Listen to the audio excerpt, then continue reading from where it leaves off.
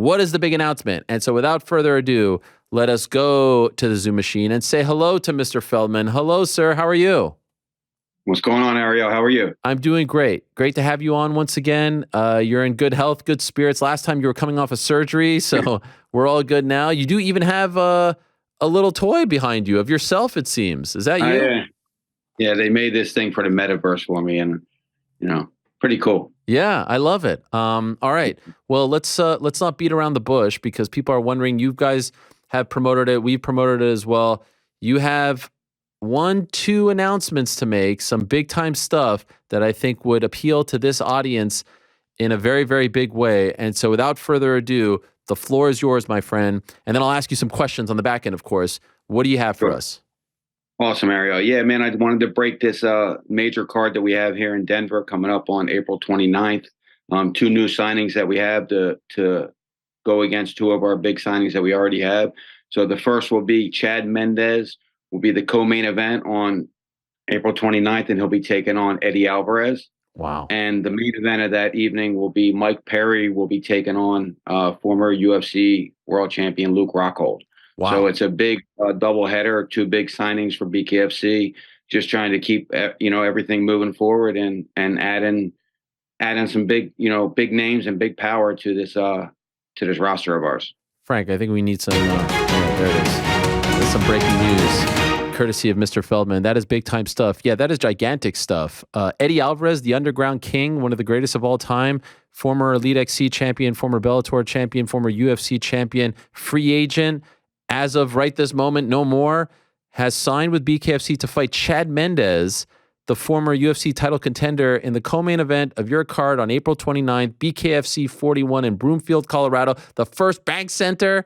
And then the main event, as you know, I'm a pretty good promoter myself, so I'm just trying to tack onto it. The main event is Platinum Mike Perry against Luke Rockhold, recently a free agent. Left the UFC, disgruntled, unhappy, looking for greener pastures. You have signed both of these guys. Both of these fights are signed, sealed, and delivered. They're a done deal, yes? Yes, signed, sealed, and delivered, Done deal. I was hoping to be able to announce tickets are on sale today, but the arena has a little backup. But you can go to bkfc.com and sign up for tickets. But it's going to be an amazing event. It's certainly our biggest name power event that we've ever done to date. We expect to sell out very, very quickly and move on to bigger and better things. This is going to be an awesome event for us. 2 former UFC world champions on this card, 4 former UFC fighters headlining the main event and co-main event. And, all 4 of them, chose to take different career paths. They weren't cut by the UFC. They just chose to find something different out there for them. And BKFC ended up being what was there for them. I love it. I absolutely love it. Now, Chad Mendes, Eddie Alvarez, what weight is this at? That's going to be at 165. 165, fun number there, a number that we've talked about a lot in the world of MMA. Now, Platinum Perry against Luke Rockhold, what weight? That's going to be 185. 185, okay, very interesting. Now, for those that may be unfamiliar, how many rounds and how long are the rounds? We do 5 2-minute rounds, nonstop action, complete excitement the whole entire fight long. It just doesn't stop. We'll have 12 bouts on that evening. We also have our 2 other bouts that I wanted to mention too. Our women's 125 world championship will be Christine Faria will be defending against Beck Rawlings on that card. And also we will have in our first feature match will be Ben Rothwell against an opponent will be announced in the next day or so. We're just trying to tighten up the opponent's contract, but it's going to be a pretty good quadruple header on that card. Yeah, it's a big one for us, Ariel. Biggest one of all time for you guys? I know you've had some big ones. Obviously, the Paulie Artem fight was big. Knuckle Mania has always been big for you guys last couple of years. Dare I say this is the biggest ever? And, because of the names, because of who they are? Yeah, absolutely. And, it'll be our largest crowd. It'll be our highest gate. It'll be our most watched. Everything that we need it to be, it's going to be that. It's a great card. It's every one of these guys are coming to bang. I mean, Eddie Alvarez and Chad Mendes is going to be a very, very explosive matchup. And it's, it's really cool for me to have Eddie Alvarez because we're both Philly guys. And I watched him out throughout his career, but coming out of Philly, and I'm a Philly guy, and to have him on one of my cards now, it's pretty awesome. I love that. And to have Luke Rockhold, who was looking to find a different home, found a home right here at BKFC right now and taking on one of the toughest men that I ever met in my life, Platinum Mike Perry, and one of the nicest guys I've ever met. Wow. Yeah. So some follow-ups, if I may.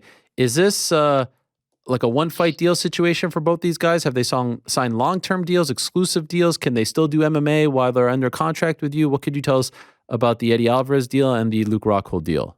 Yeah. Both of the deals, we have options on them. We are going to, if something big comes along for them in other sports, we're going to let them dabble in that. But we all have options on their next fight, and we'll see what happens.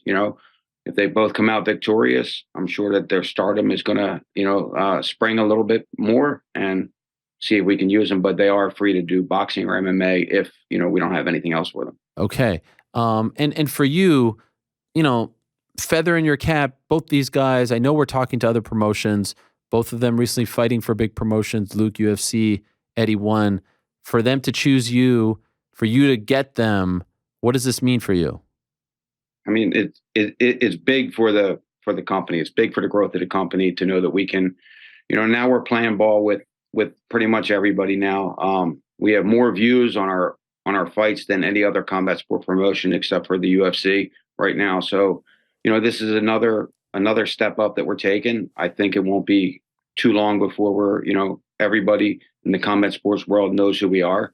I think we're on a great path right now, and to make these kind of big signings, what it does for the other guys that are, fighting the stars that we're trying to groom right now, it gives them, these guys are going to tune in to watch a Luke Rockhold and watch a Eddie Alvarez fight Chad Mendez, and then they're going to see these tremendous guys that we're grooming at BKFC on the undercard, and they're going to be future stars at BKFC. But for right now, we're doing what we have to do to get eyeballs onto this promotion that we're doing, and onto especially this fight card. And it's going to be an amazing fight card. It's going to sell out fast. It's going to definitely be our most viewed event that we've ever done, and we couldn't be any more excited about it. I know that in the past you've talked about signing potential free agents, the Nathan Diaz's of the world, the Francis Ngannou's of the world, et cetera. And perhaps people kind of rolled their eyes and said, like, there's no chance that BK can get these guys. Do you feel like you're starting to get more respect, not only from the community, but also from the representatives, the fighters themselves? Like, they know that when you're coming to talk to them, that you mean business. Absolutely. I mean, that's certainly the case now. The case before was, they wouldn't return my phone calls. They didn't want to talk to me at all. And now, I'm one of the top 4 or 5 calls that they're making when they have a free agent. And, we are being taken seriously. I mean, we do have incredible growth. We have incredible views. Everything that we're doing, we're going all over the world now. We'll have events in 8 different countries in 2023 in 18 different states. So we're doing some big things. And I think that, they have to start taking us seriously now. Before, even with the media, I said, the media didn't want to write about us, and then they weren't going to have, any choice. They were going to have to write about us because we were doing big things, and we're doing big things. So, they have to start taking us a little more seriously. And I'm glad that we're at this phase of our growth. I didn't think it was coming this fast, but, we're supercharged, man. We're really, really ready to make a run for, a top spot in combat sports right now. Not the top spot. Look, we know where we are. Right. We know what the UFC is. We know what the monster they are. But to be a very big player in combat sports, I think we're right there. So the last time we spoke, it was to discuss the Triller acquisition. Is this a byproduct of that? Has it been going well, and is this part of the reason why you can make deals like this? Yeah, I mean, they brought the funding to us that we needed to have to be able to make these kind of signings, to be able to bring more people on our team, and to be able to take care of the guys that are already there. It was a really, really good deal for us, and they've been great partners to us, and they're helping us really expand and blow up. How many states is BK legal in now? We're legal in 24 states now. We expect to be legal in 32 by the end of 2023. And then we'll probably push for another 4 or 5 of those states. Some of the bigger ones we're pushing for right now. And I think we're making great progress. We're following the same kind of path the UFC did, Right. When they wanted to get sanctioned, they didn't know what it was. And that's really just the only thing that stops us now is people's preconceived perception of what this is. And then once they watch it, and they look into it and they're like, wow, this is something a little different than I thought it was. I thought it was going to be like a backyard street fight. I thought it was going to be an unpolished product, but it's a very, it's a very polished product with some of the best combat sports athletes in the world on our roster now. And do you think it's possible to get to 50? Do you think it's possible to be legal in the entire country? Probably 49. 49. And I won't tell you that 50th state because I don't want to cause any enemies, but there's one state out there that just doesn't like us right now. Really? Can I take a guess? Yes. Nevada? No, not really Nevada. Nevada is, they're friendly to us. Close. I think it's, California. Yeah, my good friend Andy Foster. But I do think it's crazy, by the way, that Nevada sanctions Slap League and not you guys. How's that possible? Well, I mean, we're going after sanctioning now. We didn't really go after sanctioning because we knew we had to crawl before we walk, and now we're walking, and I think it's a great time for us to go after sanctioning, and we're making a move at it, and the commission has been responsive to us. I don't think that they're going to slam the door in our face. Time will tell, but I don't think they are, and I think that I think you're going to see a BKFC event in Nevada by the end of this year. Wow. Could be beginning of next year, but I think it's going to happen. Again, not 100% sure, but they've been receptive. They've been working with us, so I think it's something that can happen. How many events do you hope to do in 2023? We're going to do between 38 and 42, depending on one country that's coming on board. Wow. Which country is that? Bulgaria. Bulgaria. It seems like a country that wouldn't really be one of them, but it's one of the countries that we're definitely going to be doing a show there. We plan on doing 4 shows this year. It looks like we're only probably going to do 1 show, and we're also attempting to do a show in the early fall in Japan. So wow. I think Japanese fans would be all over BKFC. Wow, that is tremendous. And so for this card coming up on April 29th, the one headlined by Platinum Perry, Luke Rockhold, Eddie Alvarez, Chad Mendes, just announced moments ago. Where can people watch it? It's actually going to be a pay-per-view event for us. An inexpensive pay-per-view, $49.99. I think it's a reasonable price for this level of quality that we have on this card. It's we have to do it obviously to be able to pay for these guys. Sure. So we're going to be doing a pay-per-view. I think it's going to perform very well. We have a major partner that we're hoping to announce by the end of the week on that pay-per-view front. But until then, we'll be on every satellite provider and every linear provider really in the United States and Canada.